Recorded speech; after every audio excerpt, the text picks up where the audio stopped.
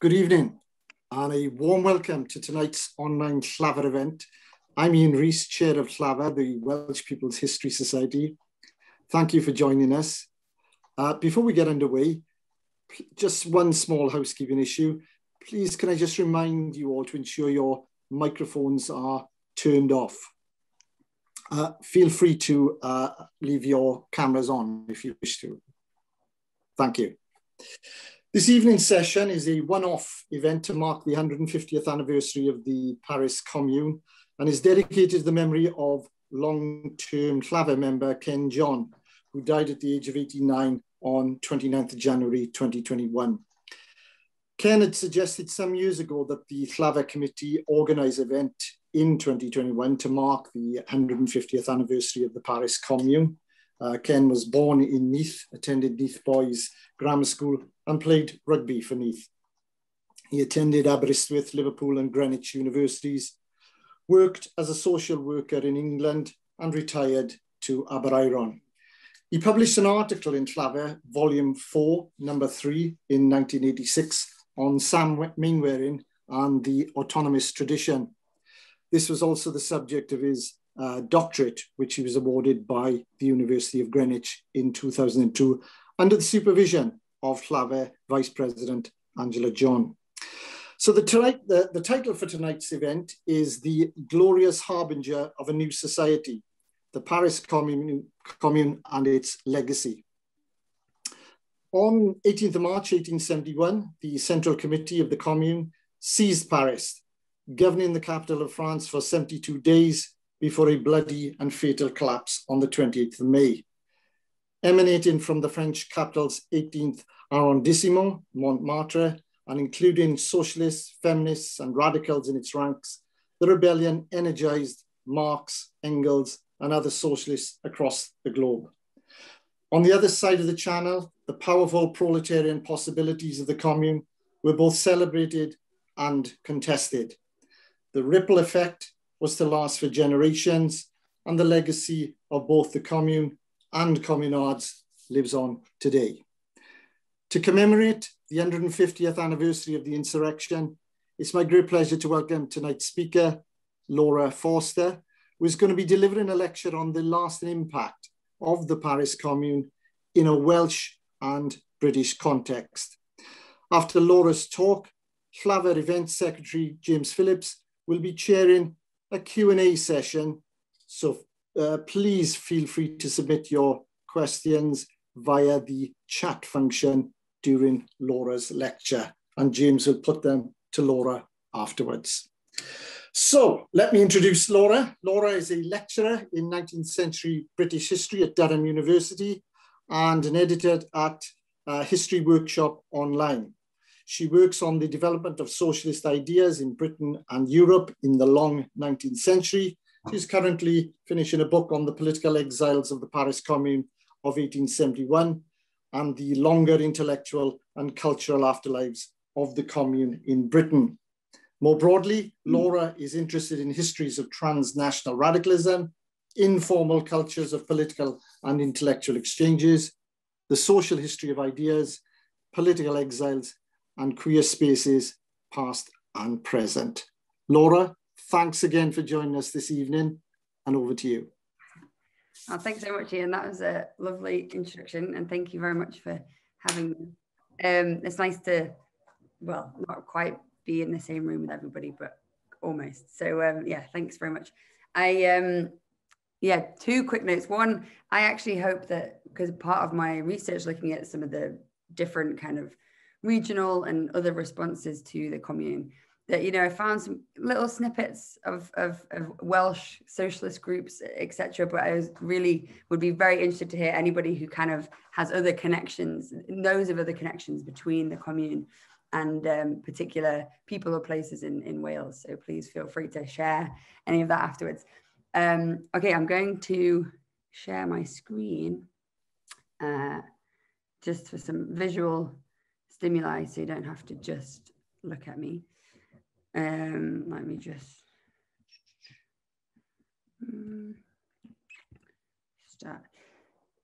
So yeah, I'll get started. Oh yeah, one other note, which is despite having studied French history for a long time and used a lot of French archives, I still think my French accent is pretty crap. So just don't laugh when I have to slip into a few words of some French name and I totally butcher it. I apologize. I apologize if anybody in the room is French, but there we are. So thanks very much again. And I will try not to talk for more than about 40 minutes or so.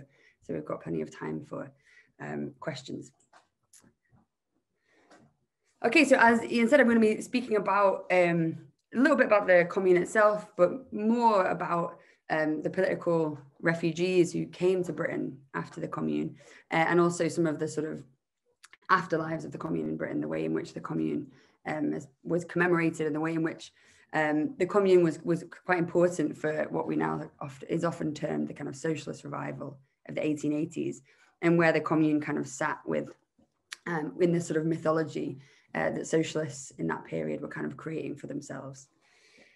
So we'll start by kind of going back to 1870s London, 67 Charlotte Street to be exact, where there was a grocery, a sort of kind of greengrocers and general store called Les Belles Épiciers, which was run by a Frenchman called Victor Richard.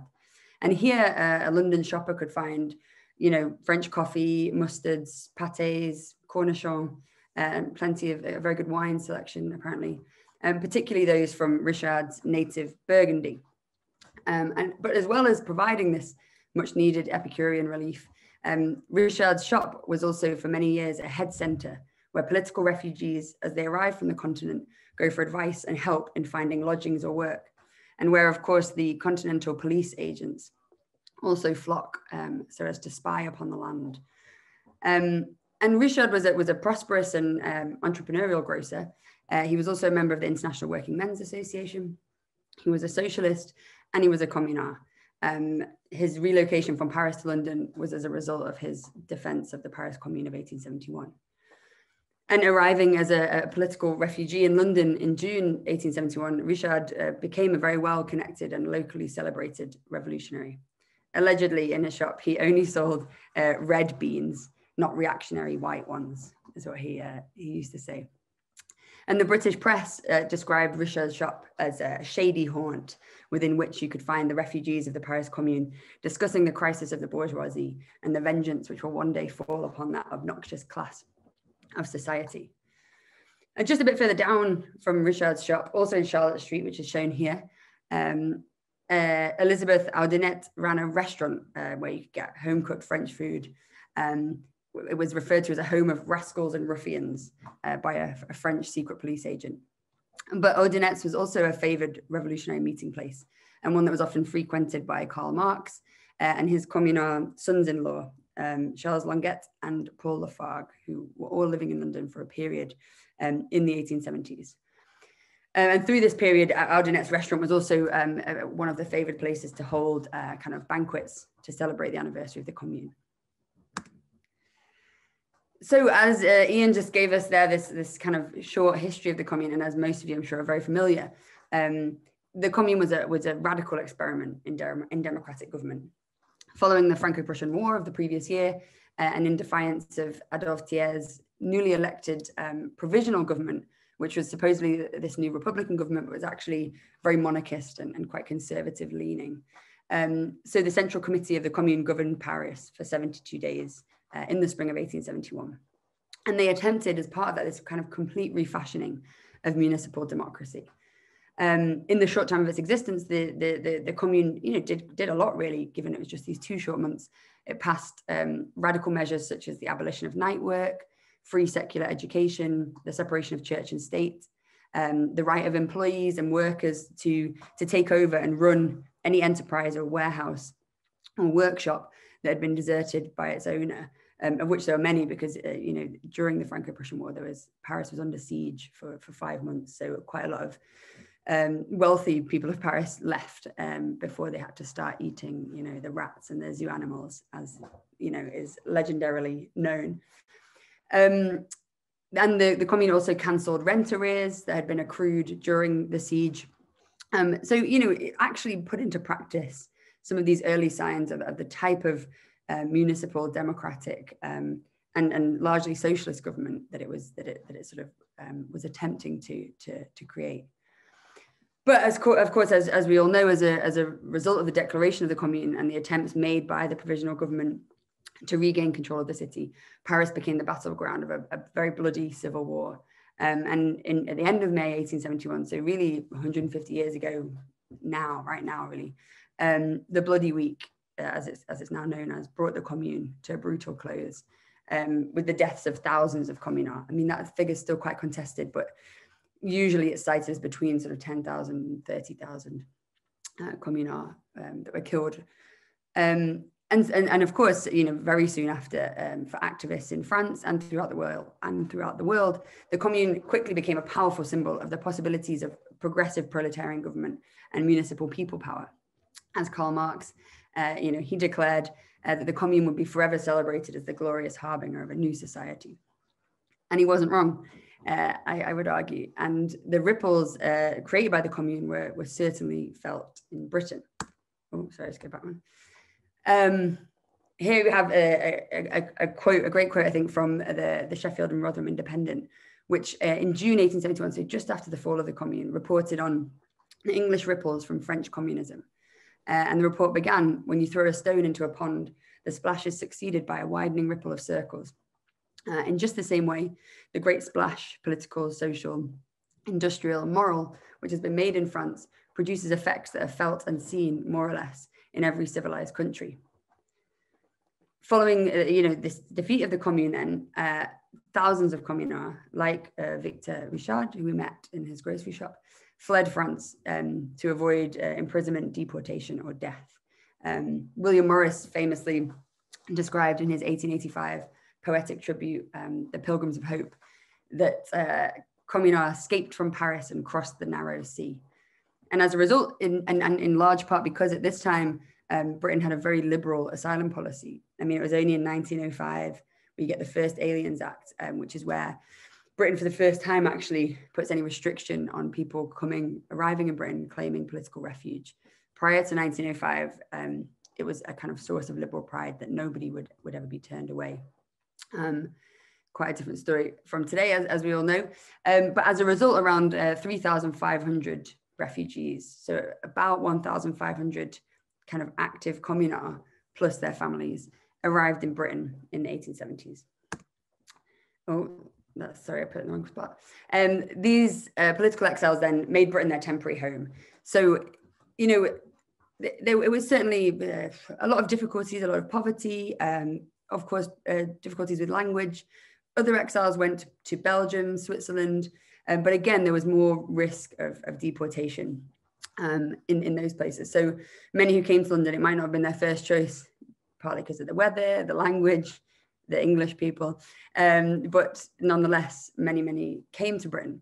And the vast majority of them did settle in London. So a small number, one particular guy, Jules Johannad, who apparently there's a fellow communard described him as, he wore a glass eye, but he was nonetheless the best billiard player among all of the Commune.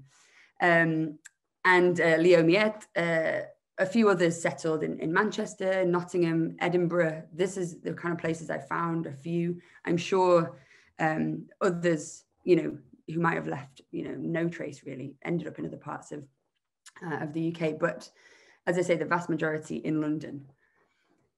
So I guess to leave the exiles for a moment and think about who in Britain was talking or thinking or speaking on behalf of the Commune as it was actually in action.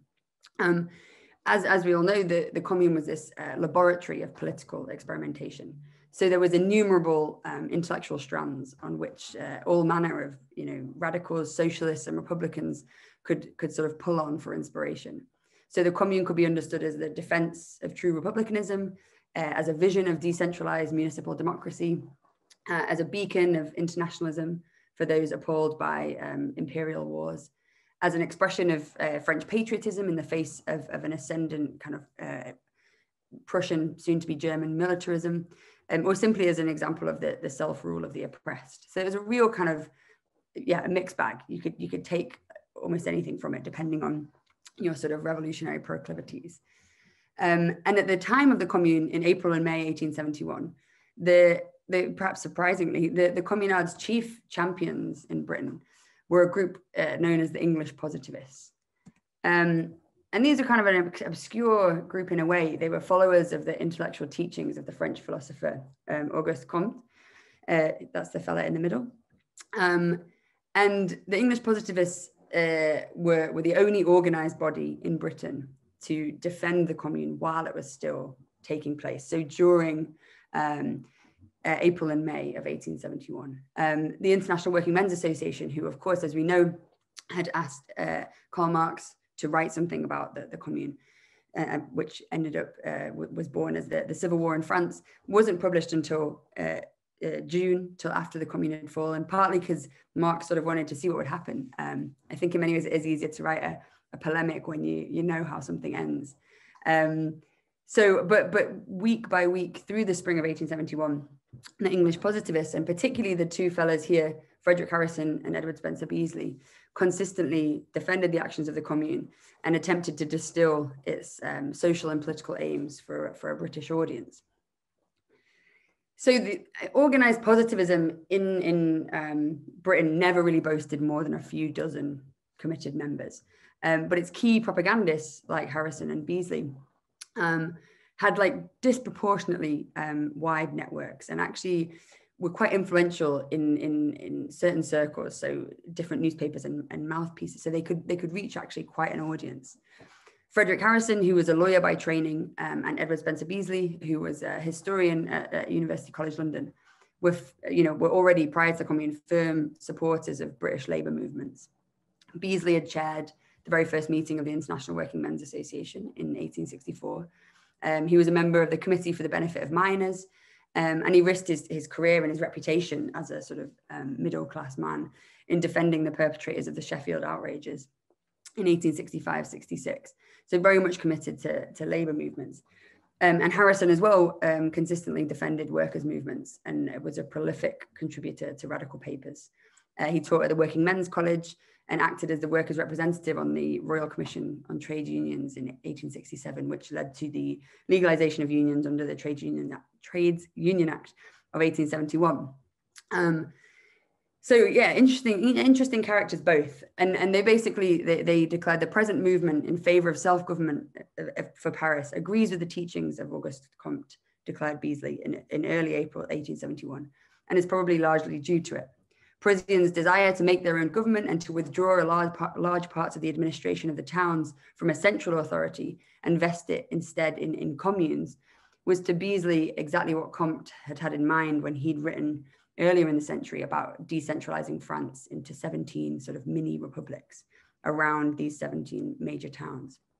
Harrison agreed with Beazley and declared the genius of France, recoiling from beneath the iron strokes of Germany, has again resumed her task of molding the society of Europe. They were both massive Francophiles, and you can really tell in their writings they had this great admiration for the sort of revolutionary traditions of France and the sort of revolutionary energy of French proletarians. And the English positivists then, they saw the Commune as the finest political conception of our age, the most striking phase as yet of the whole revolutionary period. And they believed the Commune to be a living example of Comte's social republic, a movement for municipal democracy, and one that could reorganize the social as well as the political conditions of France, which obviously is important when we think about the Commune becoming this symbol of social revolution as opposed to a purely political revolution. And I think, for me as well, part of my work has been very interested in thinking about legacies of the Commune today, even in very, very contemporary times, thinking about the reclamation of public space and the defense of cities against the forces of capital. And the positivists, a really striking part of their analysis of the Commune in those 2 months as it was happening, was their understandings of the events of 1871 as a spatial revolution. So as a radical reclamation of space by those excluded from the lavish, splendor of the Second Empire. In the 21st century, as I say, the Commune's memory has been quite powerfully deployed as part of global critiques of unfettered capitalism, urban dispossession, and the kind of faux public-private spaces that we're seeing a lot more in cities now, you know, policed by private security. And what's interesting is that the English positivist sort of instant history of the Commune that they were writing in the spring of 1871 shows a real attentiveness to the local spatial dynamics of Paris, but also, importantly, the spatial dynamics of class struggle more generally.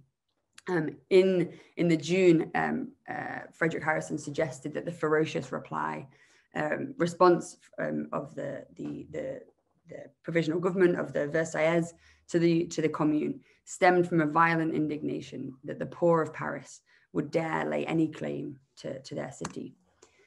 That wretched workmen should set foot on the Elysian fields of luxury, that they should disturb the very gaieties of the season, that in the pursuit of a more moral and just world, they should disarrange the charm of the pleasantest city in Europe. All of this, in the eyes of the silken puppets who call themselves society, was an outrage worthy of death. And in agreement, Edward Spencer Beasley defended the attempt by the dispossessed of Paris to reoccupy those streets from which they'd been expunged by Baron Haussmann's aggressive restructuring of Paris in the decade before. He defended the way in which part of the Commune's program was to repossess empty warehouses, to take over the Tuileries garden and have concerts there, you know, have festivals in the gardens for families, to kind of really exalt in the power of, or the idea of a city for people to live and to work and feel connected to. And the workers, Beasley wrote, he said, they have no elegant mansions in the Champs-Élysées. The splendors of Paris have meant nothing for them but higher rent and dearer food. And probably they will not break their hearts over some damage to Baron Haussmann's long-drawn vistas and stately facades. So in June 1871 then, the positivists have been writing all of these articles through April and May. And then as refugee communards began to arrive in London in June, the English positivists' defense of the Commune was forced off the page and onto the street. And they were among the most generous in those early days in contributing their time and energy to relief organizations. The positivists offered financial support to the Communards' soup kitchen. They established evening classes in London where French refugees could access free English language tuition. And they both, you know, as I said, they had these kind of wide networks that they were tapping into. So Beasley, who was friends with Karl Marx, utilized that friendship to aid the safe passage of exiles from France to Britain. The two men, they'd met, of course, when Beasley chaired the first session of the International Working Men's Association in 1864.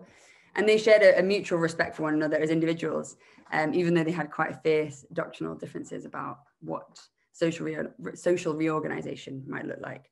The positivists were absolutely not communists. They thought that you could rearrange a capitalist system in a much more kind of fiercely egalitarian way, but they were absolutely not doing away with capitalism outright. But Marx wrote to Beasley and said, "I regard you as the only comptist, both in England and France, who deals with historical turning points, not as a sectarian, but as a historian in the best sense of the word." Quite a rare compliment to an Englishman from Marx there, definitely. So Marx and Beasley shared contacts and they worked with the International's Relief Committee in order to exploit any possible connections that could ensure that a communard made it safely out of France. Marx wrote to Beasley saying, "A woman friend of mine will be going to Paris in 3 or 4 days. I'm giving her regular passes for some members of the Commune who are still hiding in Paris. If you or one of your friends have any commissions there, please write to me." So they have a lot of exchange. They're kind of sharing contacts, thinking about how they can provide papers and safe passage in whatever capacity. And as more and more political refugees of the Commune are arriving in Britain, in early 1872, Frederick Harrison wrote several letters to the Times calling on its affluent readership to offer employment to communal refugees.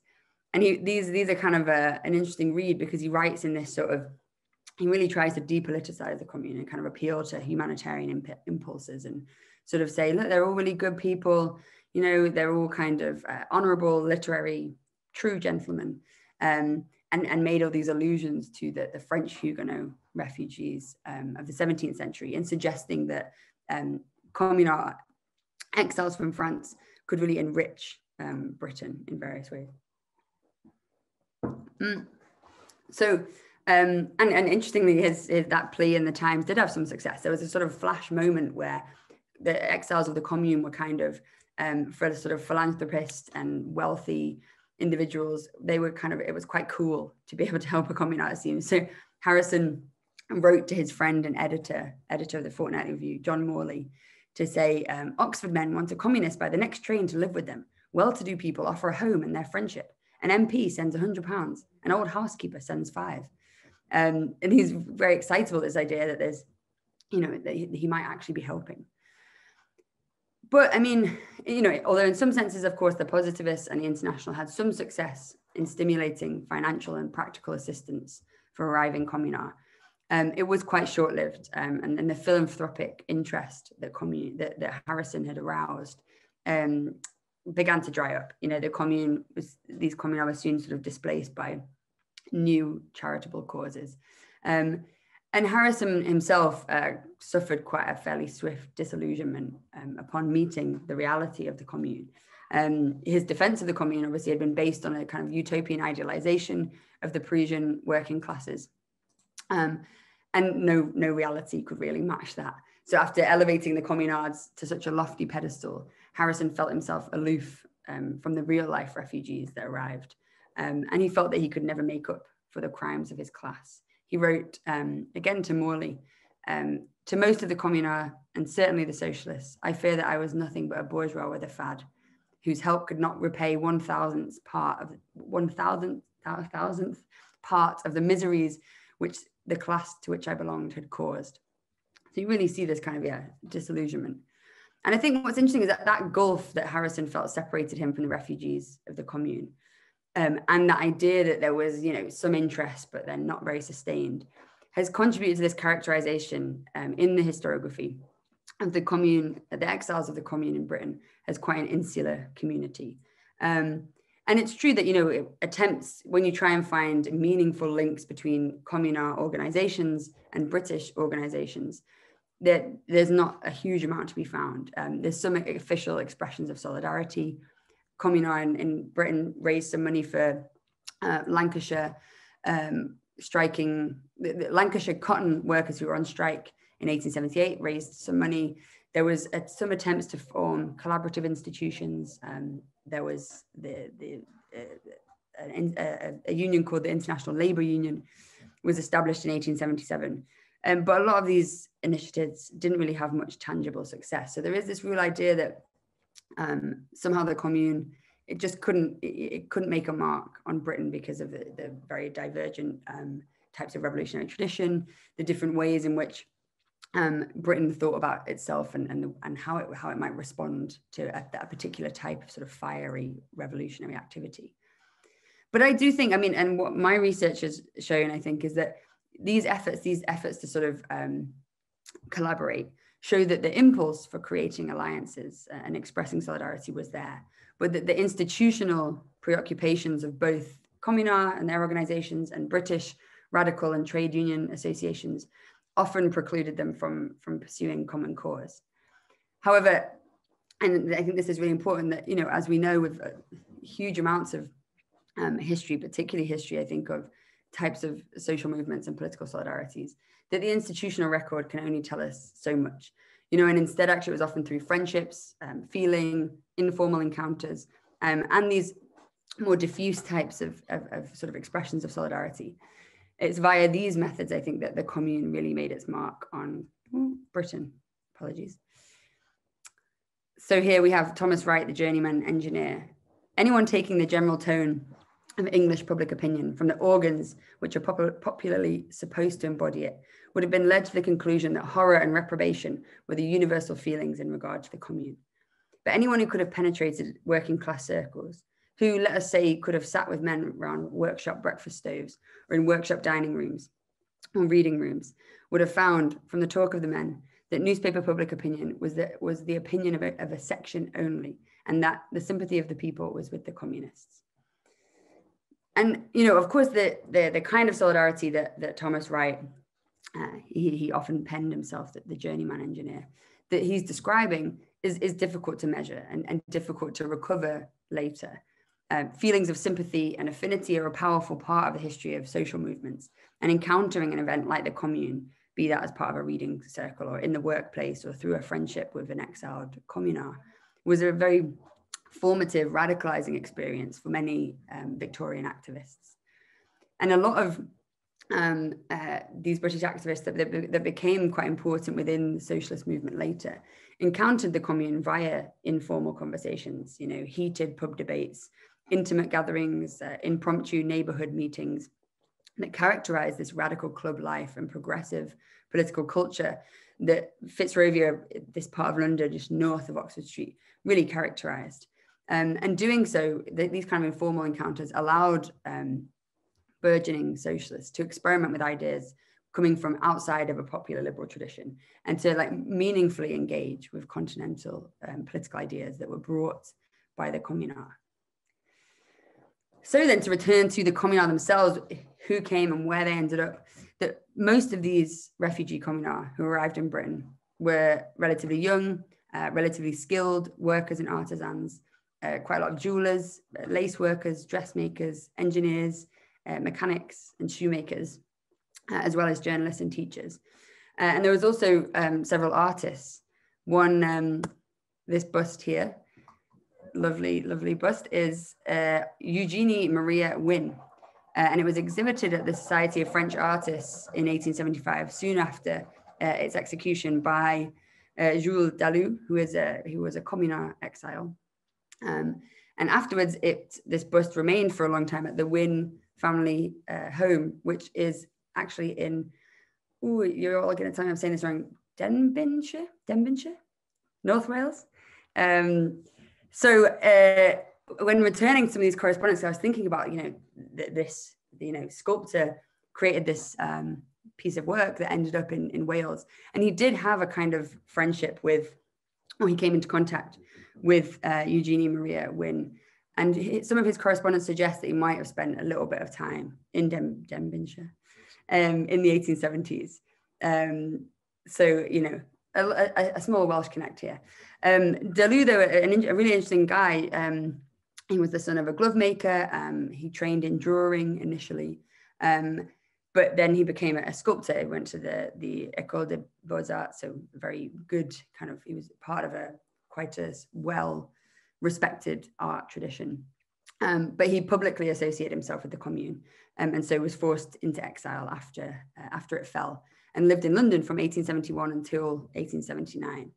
And in London, he exhibited his work at the Royal Academy, and he taught at the National Art School in South Kensington. And there he really did have quite an important effect on the development of British sculpture. So other ways that I think the communard and the Commune have these influences in Britain that we might not always think about. Dalou, the sculptor, just one such example, who, obviously probably learned loads, especially being in Wales, I'm sure. So then, as I say, Fitzrovia, north of Oxford Street in London, was the political centre, really, of much of the communard community. And here, French exiles, British radicals, and other international refugees created spaces to talk politics, to swap ideas, and to think of some of these intersections between the different political cultures of France and Britain. And their arrival, it felt quite natural, I guess, for Fitzrovia, because Fitzrovia had long been established as quite a dissident neighbourhood. In the second half of the 19th century, a host of radical activists, mostly secularists, free thinkers, O'Brienites, members of the Land and Labour League, the Manhood Suffrage League, and other radical clubs operated their outfits out of the pubs and meeting rooms and halls of Fitzrovia. So the arrival of communard exiles, and then later German socialists who were expelled by Bismarck in 1878. That's when Germany passed its anti-socialist laws. So Germans, French, and other revolutionary refugees didn't displace these existing radical communities in Fitzrovia, but instead made it a place of radical intellectual cross-pollination. So just a few doors down from Elizabeth Aldinet's restaurant that I mentioned right at the begining, on Charlotte Street, Communard exiles would crowd into the Spread Eagle pub, a favourite haunt and one that was used regularly by the Communards' largest and most comprehensive society, which was the Society of the Refugees of the Commune in London. And the society was established in July 1871. It met weekly in the pubs around Soho and Fitzrovia. And the only condition of admittance into the society was that a prospective member had fought for the Commune or defended the Commune one way or another. And the society had counterparts in Geneva, Brussels, and New York. And it was intended as a society to offer practical relief, camaraderie, and political solidarity. And it helped to distribute work, aid, other sorts of things. They also importantly set up, as part of the society and the fundraising efforts through the society, set up a cooperative soup kitchen in Newman Passage called La Marmite, which was situated on the top floor of so wretched a building that there was not space for a staircase, but the room was reached by means of a ladder with a very greasy rope that served in the stead of a balustrade. But here, any refugee who could prove that he had fought for the Paris Commune was able to obtain a meal for 2p. So these places then, the soup kitchen, the pubs, the grocery shop, they were community centres. You know, they had practical purposes that served newly arriving and struggling communards. But they were also political places, you know, meeting spots for planning, discussing, making connections. And as I say, the communards were then later joined in some of those streets by German socialists. And then these places and pubs also became places of importance for the other transnational anarchist communities, for example, in the 1890s. Socialists from Norway and Sweden had a Scandinavian communist club on Rathbone Place, just one street back. Berner Street became home to the Jewish anarchist club. So in other words, I think it's important to think of the communards as forming kind of part of an important cosmopolitan lineage in Britain, and one that really was vital, I would argue, in informing the internationalist impulses of late Victorian socialism. So as I say, in other words, politicized socialization in the area shaped fresh political alliances and political philosophies. And it created these links between British, French, and other international activists. And I think also important to think about is how the cultures in Fitzrovia, for example, that associational culture mirrored some of the culture, the associational culture that had been so important under the Commune itself. One London Echo journalist put it really nicely, I think, and said that revolutionary refugees in London created, quote, a veritable realization of their pet and primary idea, fraternity. And it's exactly in this kind of environment that many of the future leaders of late Victorian British socialism encountered the Commune. So often the personal and the political overlapped, you know, casual meetings, eating, drinking, love affairs, friendships, provided the context for discussions of the politics of the Commune. The Fabian and playwright George Bernard Shaw engaged in weekly singing sessions with an Alsatian exile of the Commune called Richard Deck. And Shaw would sing to Deck in French while Deck provided the bass backing vocal. And these sessions led to discussions of Pierre-Joseph Proudhon and the anarchist impulses within the Commune, and really helped to sharpen some of Shaw's ideas on the perils of private property. John Burns, the trade unionist socialist, became an MP for Battersea, was introduced to continental socialism as a young apprentice engineer through his friendship with an exiled communard who was his colleague, Victor Delahaye. And Burns remembered Delahaye as one of the formative influences of his life. And you can see that kind of runs through some of Burns's work. Later, he made a link between London politics of the 1890s and Parisian politics of 1871 with a provocatively titled London County Council tract called The London County Council Towards a Commune. And you can see in this pamphlet, Burns really understood the Commune as a municipal revolution, which had fought for democratic, decentralized government, precisely of the kind that the London County Council were advocating at the time. So he wrote, "A commune means to me, as it meant to the workers of Paris, a free city and a free country, a community possessing all the powers of a free people for its civic, social, physical, and artistic development, uncontrolled by any power other than that to which it voluntarily consents. The collective, social, imaginative, and artistic instincts of the Paris workmen succeeded in establishing at the barricade, in their protest against imperial and centralized bureaucracy, that revolution in decentralized government and civic control, of which by the ballot box in London, an installment has been secured by the vote of London craftsmen." Other examples, Eleanor Marx met the communard Prosper Olivier Lissagray, who wrote his famous History of the Commune, which is still in print today. They met at a Commune anniversary celebration in 1872, and their subsequent friendship, sexual relationship, and failed engagement oversaw a lot of intellectual collaboration. Eleanor Marx translated Lissagray's authoritative History of the Commune, as I say, and her study of the women of the Commune confirmed for her that, as she wrote in a pamphlet about it, when the revolution comes, and it must come, it will be by the workers without distinction of sex. Ernest Belfer Bax, who was one of the chief theoreticians of the Social Democratic Federation, met the Communards Pascal Grousset and Albert Regnard in the reading room of the British Museum. And there they used to talk over the Commune, and Bax described it as that was what first awakened his interest in the social problem. Meeting these communards in a setting where he could talk informally. And the list could really go on. These friendly and informal interactions helped to shape the intellectual outlook of many fledgling British socialists. And their understandings of revolutionary socialism were encouraged by the informality with which they could enter into political conversations with individuals who'd taken part in the Commune. And I think that's really important, because I think very often studies of the origin and nature of British socialism stress British exceptionalism. And the argument goes that there was no sort of proper organized Marxism in Britain, and that currents of British radicalism and socialism were often sort of willfully impervious to developments on the continent. But I think it's really important to remember that socialism is not only made via organizations and official programs. And for the soon-to-be socialists who encountered a communard in a friendly place at a formative time, the Commune connected them to a wider world and opened up a wealth of imaginative possibilities. So then in 1880, a general amnesty was granted by the French government to all convicted and indicted communards. So as a result, the vast majority of refugee communards returned to France. A small number stayed, but the presence of communard exiles was really diminishing. And I think this decreasing presence of refugee communards themselves, coupled with the emergence of the first several explicitly socialist societies in Britain.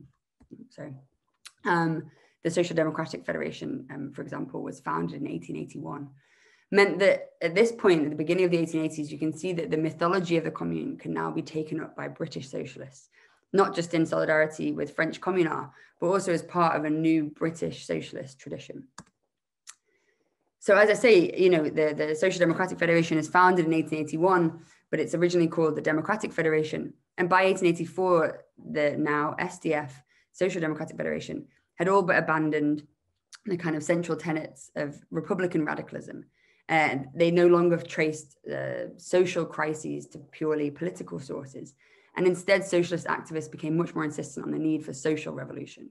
And so the Commune then came to represent part of this new identity and was very important in that, vive la Commune, vive la Révolution sociale. And that transition from radical republicanism into strands of socialism, diverse strands, economic Marxism, ethical and utopian anarchism, almost all could find in the Commune an agreed upon fixed point in which, to which to fix their red flag.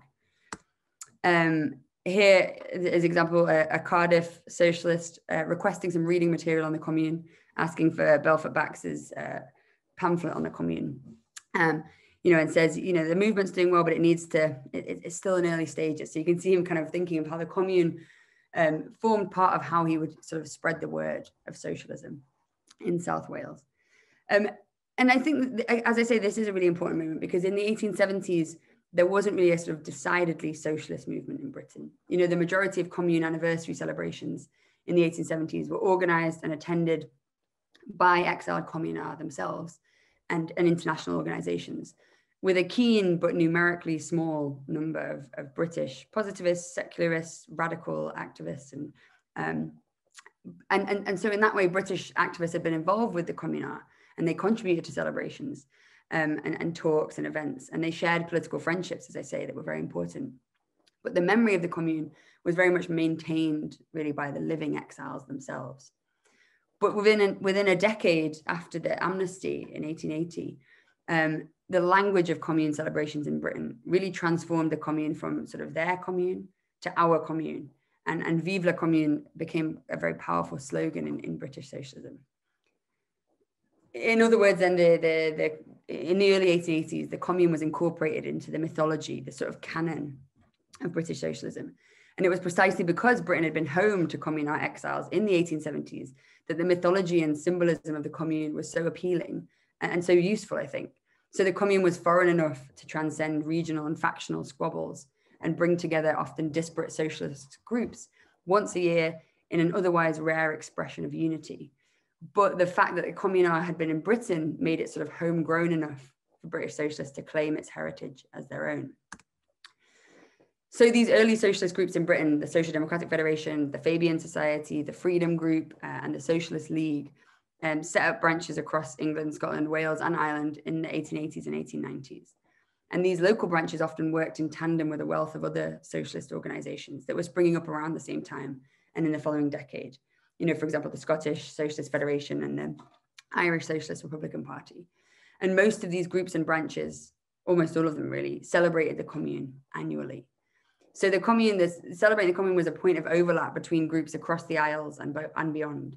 You know, speakers would travel to new and unfamiliar constituencies, and celebrations always began with messages of solidarity sent from London to Dublin, Norwich, Edinburgh, to Dundee, from Leicester and Nottingham and Brussels, and to Nottingham from Warsaw and Swansea.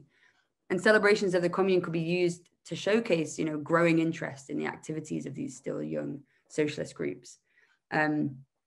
It was often like a very popular event of the year. Within the Socialist League, the growing number of disparate local branches in the years 1885 to 1889, coupled with this deepening split between the anarchist-leaning and socialist-leaning members. The Socialist League became pretty much anarchist by 1890. But that split meant that it was increasingly difficult to pin down a common purpose or establish formal joint campaigns. And each branch seemed to be going in its own direction. William Morris, the socialist, wrote wearily to his Scottish comrade, John Bruce Glazier, that there seems to be a sort of curse of quarrelling upon us. It sounds quite familiar to anyone involved with left-wing politics, I think. And overlapping and multifarious institutions and political identities really characterized the socialist movement in this period. You know, these are all quite young groups working out their kind of identities. But the Commune really represented one event and one message that brought comrades together for a common purpose every March. As one participant at a meeting in, I think this was a meeting in Leicester, put it, one of the most pleasing things about these commemoration meetings is the great number of old familiar faces one sees. Comrades whose life and work lies apart throughout the year gather together on the occasion of such a meeting as this and unite in keeping up the annual tradition. So attracting this broad church of attendees also meant that Commune celebrations could prompt the formation of new groups and alliances.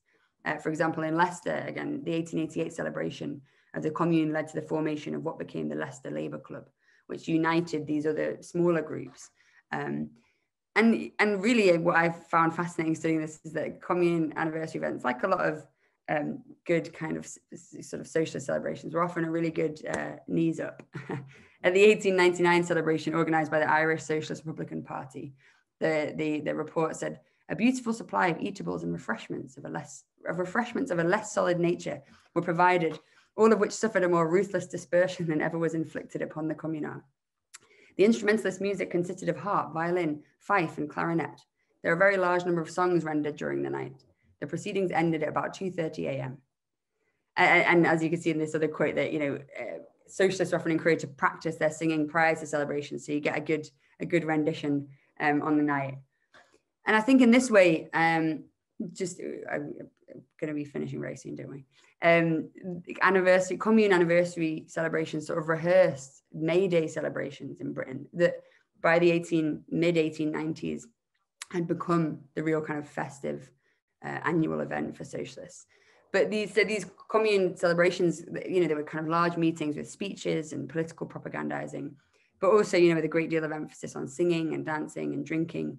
And before May Day really emerged as this unifying date, the celebration of the Commune was, for, you know, these years, the kind of the annual event at which socialists could meet en masse and reassert their principles, sort of clearly define themselves against one thing and in solidarity with another. And as Ernest Belfort Bax, the SDF activist, put it, The Commune has become the rallying point for socialists of every shade. The anniversary of its foundation is the great socialist festival of the year. And I think, yeah, as I say, the celebrations became a way of publicizing the growing strength of domestic socialism.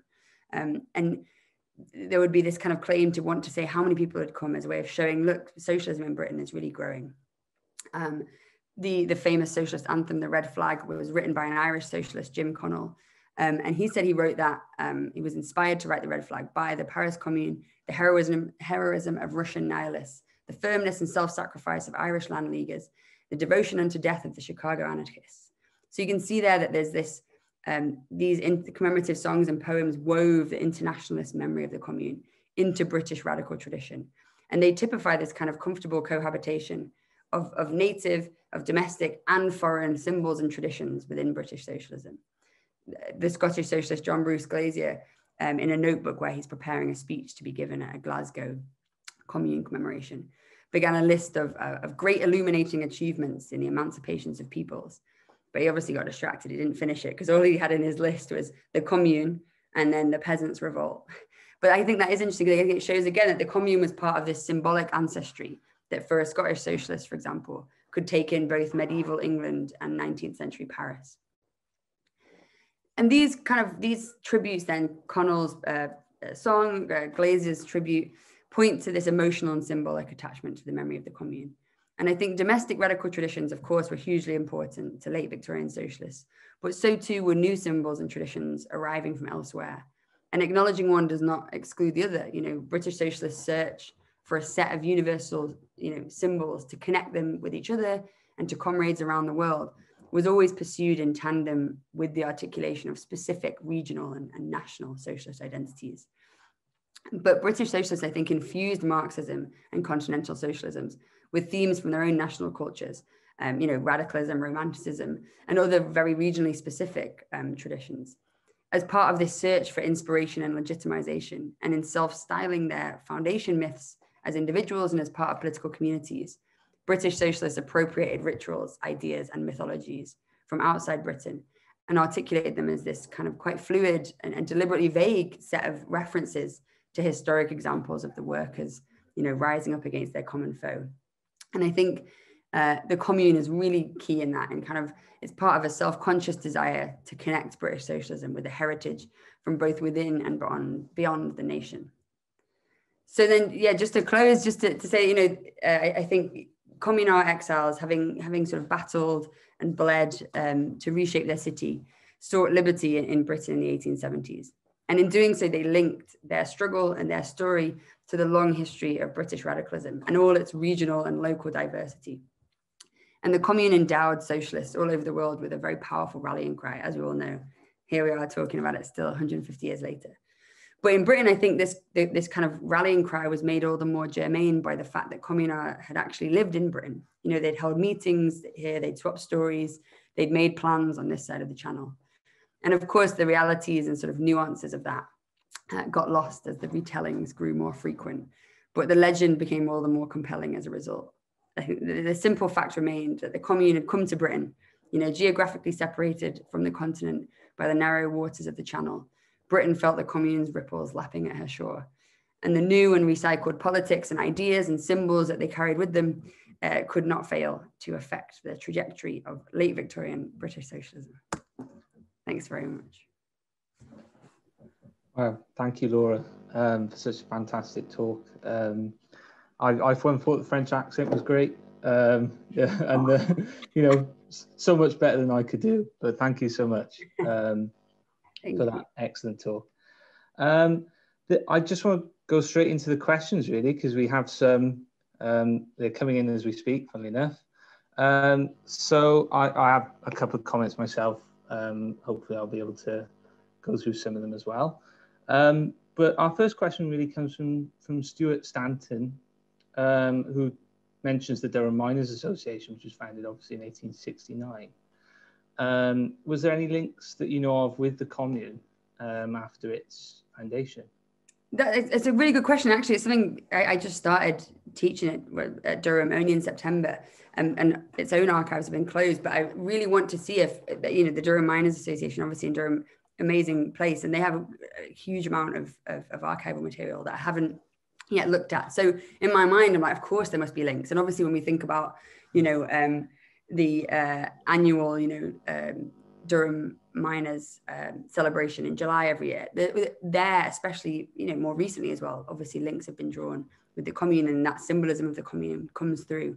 So it will be, I would like to know more. As I say, there was a few expressions in the 1870s of communard trying to sort of make links with striking workers in Britain. And I imagine the Miners Association in the 80s and 90s, because it would have had some crossover with some of the memberships of socialist organizations, I'm sure would have been involved in some way or another.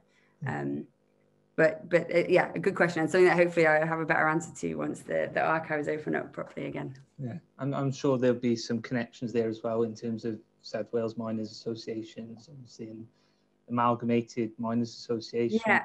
Association of Miners was founded around that time as well, in the mid-70s. So yeah, especially because for some, again, because the Commune was this kind of such a sort of laboratory of different types of politics, but there was quite a strong sort of syndicalist strand with some of the exiles. So the fellow that John Burns met and made friends with, Victor Delahaye, he was really involved with the syndicalism under the Commune, and in Britain was very much involved with trying to think about ways of connecting trade unions and think about kind of international trade unions. So yeah. Excellent. Brilliant. Thank you. Our next question is from Michael Sanders, and it says, are there any continuities with a wave of political refugees after the failed revolutions of 1848? Yeah, good question. Well, it's interesting actually, because in London specifically, partly because obviously it's a smaller area, and most of the sort of 1848ers from France, and then those who came after the coup in 1852 ended up in Soho, so south of Oxford Street there. But it's very interesting in terms of the Commune are obviously, as I say, headed for Fitzrovia, and that was partly because those two areas are nearby. Fitzrovia didn't actually exist as a separate demarcation. It was kind of North Soho. But they obviously went there because, there's already French food established, kind of a French cultural area. But Communards made a very distinct, they said, we actually want to be a bit further away, because they thought of 1848 as a bit conservative, really, like not radical enough. So you can see this sort of, that's partly generational, because the 1848s by then were older, were part of what some Communards thought of as an older Republican tradition, which was more in line with the French Revolution, which hadn't kind of gone far enough and hadn't thought about the types of revolutionary thinking that some Communards were. So you can actually see this kind of demarcation line between them.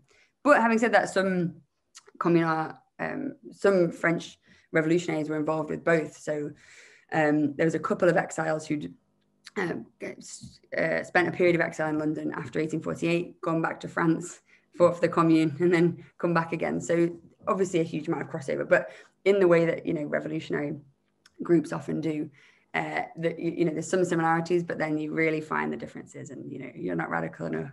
Tensions there, yeah, absolutely, and generationally as well, definitely.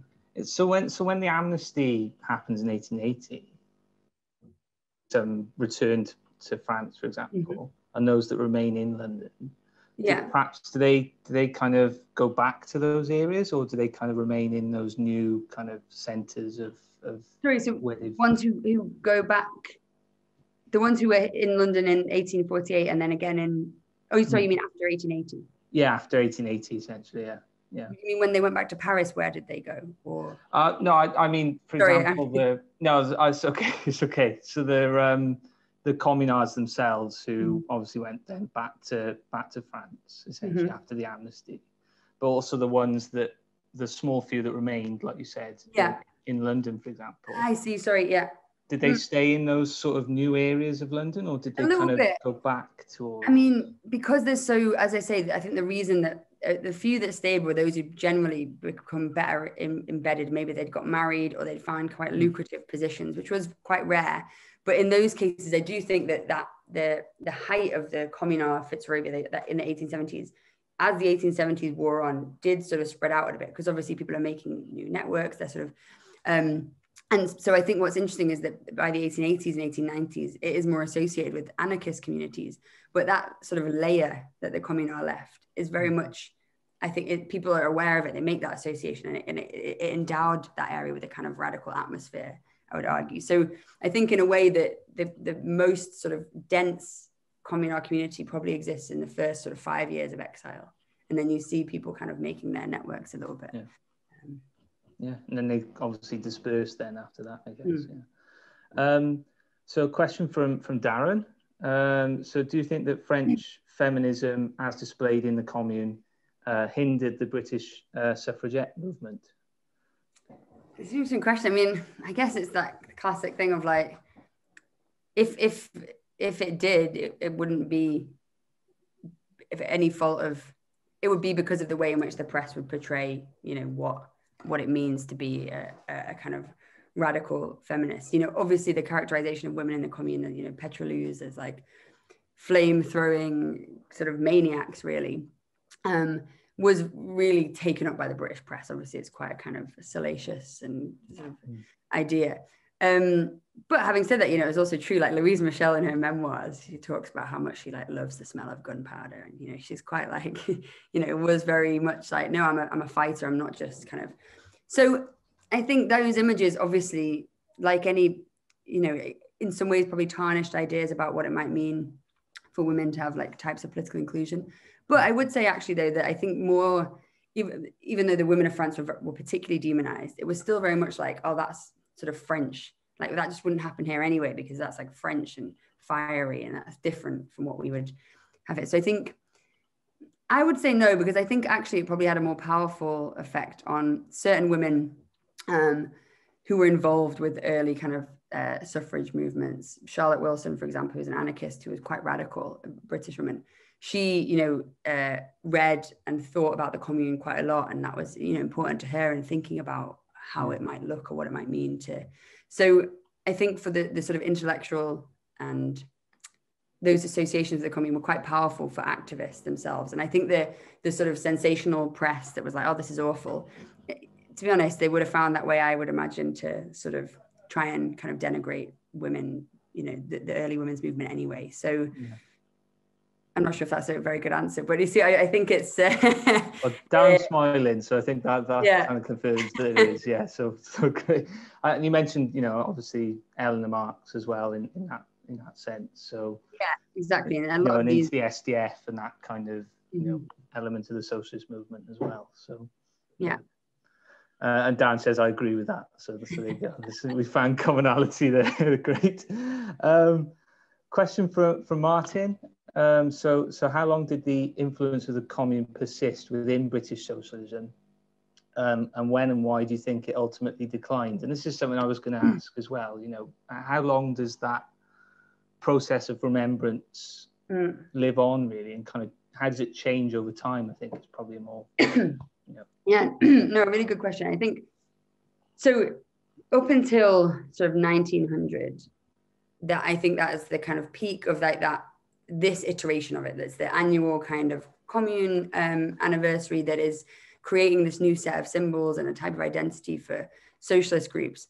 And that's partly because obviously, you know, 1896, you have the Independent Labour Party comes into being, and quite a lot of the characters involved in that have been involved with these other socialist groups and celebrated the Commune. But I do think that the Independent Labour Party's identity was, because it was fashioning itself as a political party to make political candidates to actually, you know, have power in more sort of direct ways, fashioned its identity slightly differently. And I think the Commune receded a little bit there. That's also in part because May Day, as I said, had become that sort of festive and internationalist way of kind of crafting the identity that displaced the Commune a little bit. But then having said that, I mean, the afterlives of the Commune I think are interesting because the sort of ebbs and flows. And of course, in 1917, the Commune then gets very much associated with the Bolshevik Revolution. You know, Lenin, of course, was a big supporter of the Commune. And so in Britain, then you see for British communists in the interwar period, the Commune comes back into focus a little bit. But then equally, the Bolshevik Revolution by then has already become a much nearer and probably more powerful touchstone for, you know, revolutionary activists. And in France, you see these different ebbs and flows as well. And then I think, but I do think in Britain, then it's quieter. That there's not so much until we get, you know, after 1989, when I think the Commune is kind of released from its very kind of tight characterization, either as communist in terms of the Soviet project or as like French revolutionary sort of Republican tradition. In 89, you do see a lot more fresh perspectives, both in terms of historians, but also activists. And I think that's where you start to see the beginnings of these newer characterizations of the Commune, or newer sort of legacies of the Commune, which speak more clearly to urban ideas about space, ideas about dispossession, ideas about municipal democracy. I think some of that's recovered in the sort of 90s, and definitely, you know, very contemporary to now. That I think is what is possibly the most potent in terms of activist groups actually using the Commune as part of a sort of legitimizing a political project today. So yeah, the mid 20th century is surprisingly a bit quieter, which is interesting in itself. And in the book, I'm actually trying to put together this kind of more of an epilogue chapter that takes the story further and tries to think about how we might characterize that ebb and flow more. Very much looking forward to that, by the way. So next question from Chris is, do you know whether the positivists continue to champion the Commune and take part in commemorations into the 1880s and 90s? And did they still support the Commune in public, or did they withdraw due to their opposition to socialism and public disputes with the likes of Hyndman, for example? Yeah, good question. I mean, really, the short answer is like, no, they didn't really continue. It was pretty short-lived. It was kind of up until, you know, from between the Commune itself, so March 1871, until probably the end of 1873, it's difficult to find anything written by Harrison or Beazley that doesn't mention the Commune. Like, they're all over it. But then after 1873, so it's quite a swift drop-off. Partly, as I say, this kind of disillusionment, feelings of frustration with actually the realities of actual people, rather than this kind of mythical kind of very much idealized figures they created.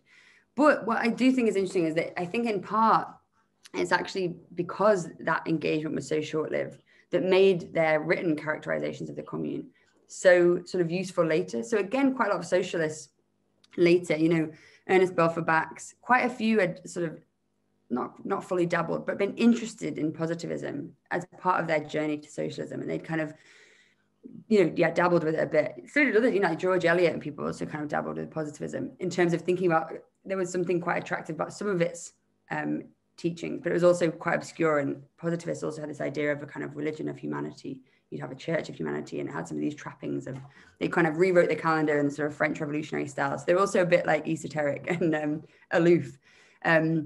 But so in a way, I think that kind of body of work they produced about the Commune, partly because they quite quickly detached from it and sort of receded into obscurity. Harrison became quite famous later, more and more as a kind of man of letters.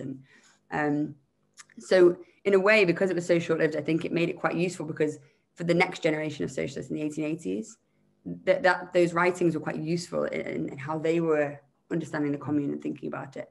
Whereas I think if the positivists had been attached to it for longer, it might have been seen as something more sort of, that might have had less utility. So they absolutely didn't continue supporting, and they weren't really involved with commemorations as far as I can tell. Privately, I'm sure maybe they would have still been interested in various ways, but it was this kind of short-lived instant history, which I think is really interesting, that what they sort of produced. So it captured their imagination at that point. Yeah, exactly. And I think, and it also speaks to, I mean, that's interesting, I guess, again, other questions of like, when as a sort of radical activist or someone interested in those things, when you, this idea of something that really fires your imagination, and then there's like the reality can kind of seem jarring, and that sort of, I guess, you know, radical activists experience that a lot, that feeling of, you know, this utopian ideas, or, you know, and then the realities and how you sort of find your way through. Yeah. I mean, speaking on that, you know, utopian idea, question from Andrew, discussing Henry Pellin, who claimed that the socialist movement in Britain was in decline in the mid-70s, and that socialism was limited to a vague Owenism together with cooperativism. He kind of wanted your thoughts on whether you agree on that or not. Yeah, the continuity thesis said that there was like that sort of lull in the 60s and 70s before the kind of explosion of the socialist revival.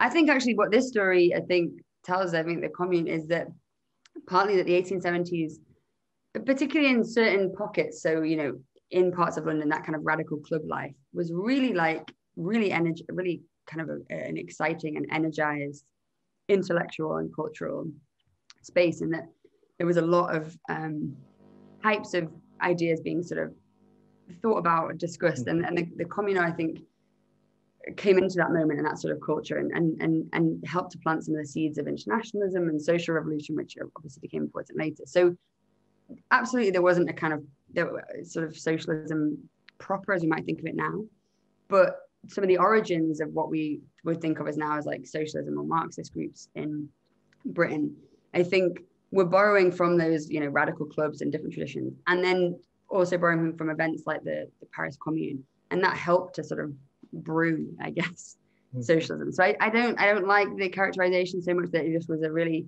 Chartism, then socialism. I think that thesis now we can nuance a little bit and suggest there's obviously strands of continuities of radicalism, and because of the way the trade union movement is happening, that older ideas about the labor aristocracy, there's still interesting arguments about types of militancy in the 70s versus in the 80s, but I don't think it's straightforward. And I think this episode of like the communard being in Britain, I think nuances that a little bit. Yeah, I would agree with that as well, I think, from my own kind of research on that. Finally, I think we're running out of time a little bit, but there is time for one more question, a bit more of a light-hearted one, I guess, from Stuart. He says, I believe a number of Paris metro stations are named after communards. Could you help? I don't know where we finished with that one, but there you go. Yeah. To be fair, though, not so many. I mean, now, basically, there's this amazing group in Paris called Les Amis de la Commune de Paris, basically the Friends of the Commune. And that association was begun in 1871, right after the fall of the Commune. It was set up to kind of protect and nurture the true account of the Commune, because at that time, the Sacré-Cœur was being built, the French conservative moral order was basically sort of trying to erase the Commune from French memory. And so that association was set up, and it still exists today. So it's in the southeast of Paris, and you can go and they've got all kinds of cool pamphlets in a little library and stuff. But they have been really instrumental in that kind of really pushing on the local kind of in the sort of quartier, different kind of local politics to say, look, we need to have a bit more visibility of the Commune. So they've had different road names named. I don't think there's no metro stations. Don't quote me on that, I might be wrong, but there is now much more roads, streets named after communards. One little tiny square. But this, I guess, is more recent, because it really did sit quite awkwardly in French national memory for a long time. And in Père Lachaise Cemetery, where the wall of the communards is where, about thousands of communards were shot against that wall in that last week, in the Bloody Week. And there's a small plaque on there. But that for years, people have also said, well, that's rubbish, like we need something better. So it's interesting. The way the memory of the Commune has been contested in France is a really interesting story, definitely. But I'm going to check the metro stations, because I'm like, which metros? I think just streets. But if you know of it, if you want to tell me. Yeah. We'll leave that one open, I think.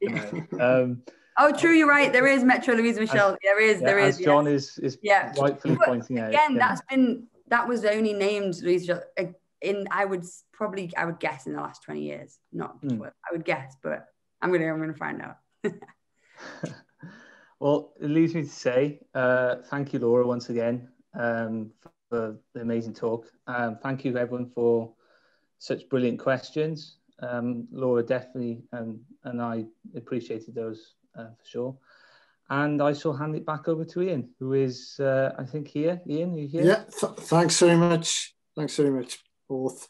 Thank you so much, Laura. On behalf of everyone, I'd like to extend a grateful thanks to you for offering us such an engaging talk and fascinating insight into the ripple effects of the Paris Commune in a Welsh and British context. Thanks very much. Thank you.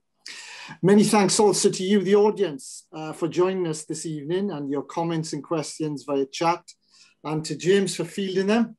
Grateful thanks also to the extremely hard-working members of the Llafur Events Subcommittee for their help in organising and publicising this, and indeed all of Llafur's recent online events. Thank you. Two other brief reminders. Firstly, Llafur has recently launched a new essay competition, the Ieuan Gwynedd Jones Essay Prize, and we would very much like to encourage you to enter if you are an unpublished historian. Full details of the competition can be found on the Llafur website, so please check these out and consider submitting an entry. The deadline is the end of June. Secondly, on the Llafur website, you will also find a call for papers for the Imagining History conference being held this coming November. Do visit our website again for further details. And I also believe, James, I don't know if you're putting a link for both these opportunities into the chat function as I speak. Working in synchronicity here. Been practicing all week for that. As I said at the start, tonight's session was a one-off event, but Llafur will be back in January for a collaborative, in July, for a collaborative event with the Cooperative and Mutuals Wales, which will celebrate the 250th anniversary of Robert Owen, the founder of the cooperative movement. This event is being held via Zoom on the morning of Saturday, 3rd of July. And again, further details will be advertised on the Llafur website, Facebook and Twitter feed. Llafur members will also receive full details via email in due course. If I can also just be permitted a membership plug, our website includes a membership sign-up facility, a mere £15 to join, £10 for unwaged. So if you're not yet a member, please do consider joining. Our website also contains recordings of all our online events going back to last summer, when we first embarked on this new and exciting direction of travel in the history of Llafur. They really are well worth a listen. It only remains for me to say thank you once again for your support, and we look forward to welcoming you back to more Llafur online events in the near future. Diolch yn fawr iawn. Thank you very much. Thank you.